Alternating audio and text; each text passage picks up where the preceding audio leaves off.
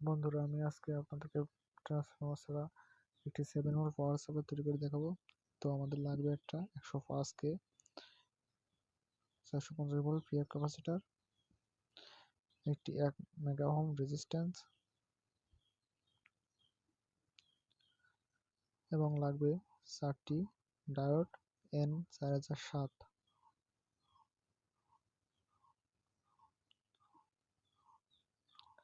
একটি capacitor 6.8 microfarad 450 volt,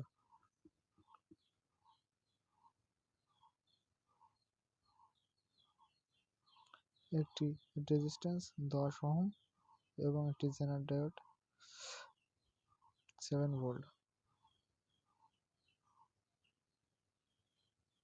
তো চলুন এবার আমরা বাকি কাজটুকু শুরু করে দিই। আমরা প্রথমে দুটি ডায়োড নেব এবং ডায়োডের যে পাশে সাদা দাগ আছে ওই দুটিকে সোল্ডারিং করে নেব। ঠিক আমি যেভাবে করে নিয়েছি আপনারাও সুন্দরভাবে সোল্ডারিং করে নেবেন। প্রথমে আমি পেঁচিয়ে নিয়েছি, এবার সোল্ডারিং আয়রন দিয়ে সুন্দর করে সোল্ডার করে নেব।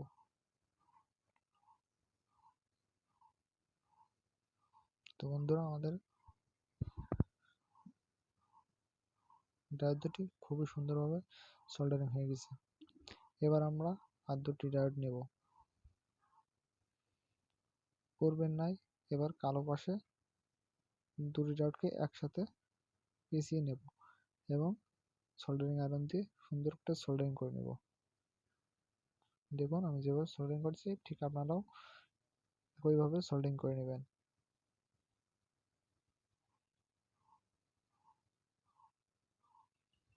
এবার আমরা বাকি অংশগুলো কেটে নেব এবং আগের যে দুটি ডায়োড এবং এখনকার দুটি ডায়োড একসাথে বাকি প্রান্তগুলি এভাবে সোল্ডারিং করে নেব।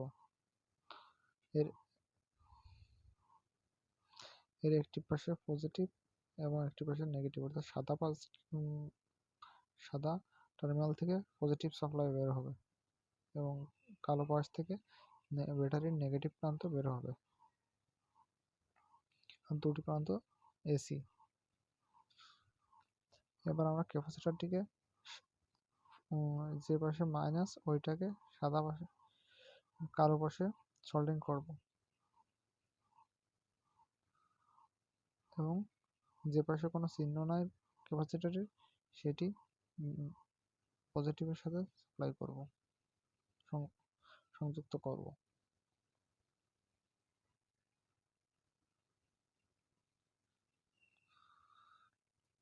সুন্দরভাবে ক্যাপাসিটরটি ডায়োডের নেগেটিভ এবং পজিটিভ প্রান্তের সাথে পোলারিটি ঠিক রেখে সোল্ডারিং করে নেব।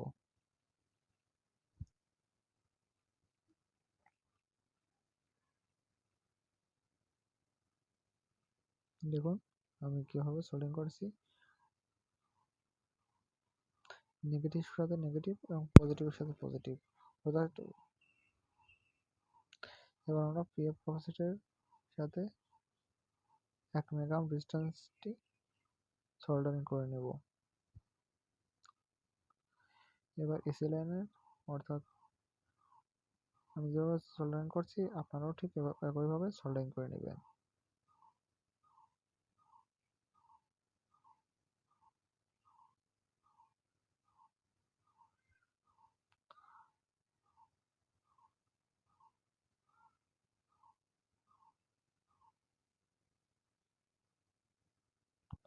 সুন্দর করে সোল্ডারিং করে নেবেন।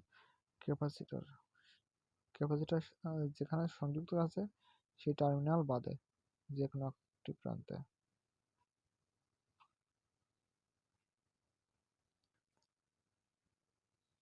দেখুন ক্যাপাসিটর দুটি টার্মিনাল বাদে যে কোনো এক প্রান্তে আমরা ক্যাপাসিটরটি সংযুক্ত করে নিয়েছি। এবার আমরা একটি জেনার ডায়োড ও 10 ওহমসের একটা রেজিস্ট্যান্স সোল্ডারিং করে নেব। এবার জেনার ডায়োডের কালো প্রান্ত যে পাশে আছে ওটি পজিটিভ সাইডে রেখে এবং সোল্ডারিং করে দেব। ক্যাপাসিটরের পজিটিভ সাইডে জেনারেটরের কালো প্রান্তটি সোল্ডারিং করতে হবে।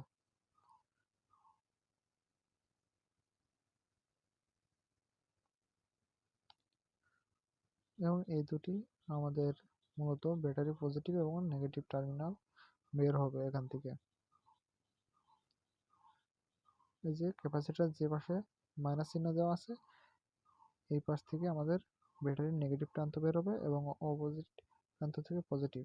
এখন আমি ব্যাটারির পজিটিভ এবং নেগেটিভ তার দুটিকে সোল্ডারিং করে নেব। এটি হলো, সবুজটা হলো ব্যাটারির নেগেটিভ অর্থাৎ আউটপুট, এবং লাল তারটি ব্যাটারির পজিটিভ আউটপুট।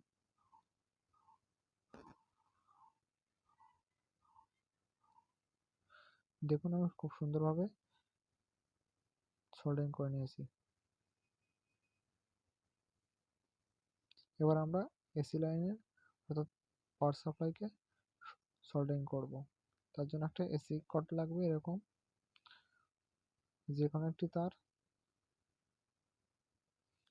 ক্যাপাসিটরের পিএফ ক্যাপাসিটরের একটি টার্মিনালে অর্থাৎ শুরু প্রান্তে সোল্ডারিং করে নেব।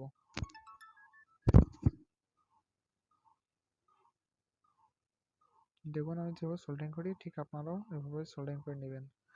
পজিটিভ তারটি এখানে এবং নিউট্রাল তারটি ডায়োডের যে প্রান্তে ফাঁকা আছে ওই প্রান্তে সোল্ডারিং করে নেব। অর্থাৎ দেখুন আমি যেভাবে সোল্ডারিং করেছি ব্যাটারির দুই টার্মিনাল বাদে। এবার আমরা একটি এলইডি নেব, 12 ভোল্ট এলইডি নেব এবং যে দুটি, এই যে আমাদের ডায়াগ্রাম,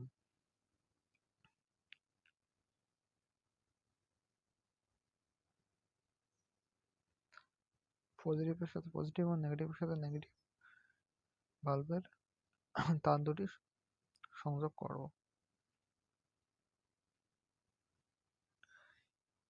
এখন আমরা পাওয়ার সাপ্লাইয়ের সাথে আমাদের এসি কর্ডটিকে, কেবলটিকে সংযোগ করে দেখব আসলে আমাদের সার্কিটটি সঠিক হয়েছে কিনা।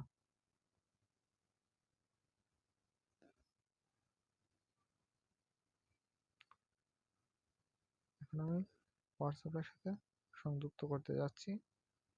আশা করি সার্কিটটি খুব সুন্দরভাবে কাজ করবে। আর হ্যাঁ, বাহ, আমাদের বাল্বটি খুব সুন্দরভাবে জ্বলে উঠছে এবং খুব সুন্দর আলো দিচ্ছে।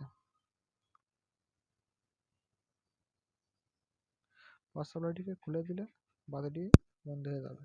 আবার যখন সংযোগ করব তখন বাল্বটি পূর্বের ন্যায় জ্বলছে।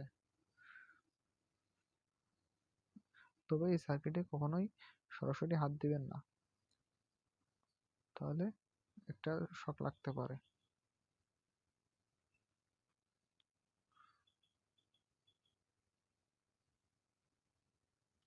তো বন্ধুরা, ভিডিওটি ভালো লাগলে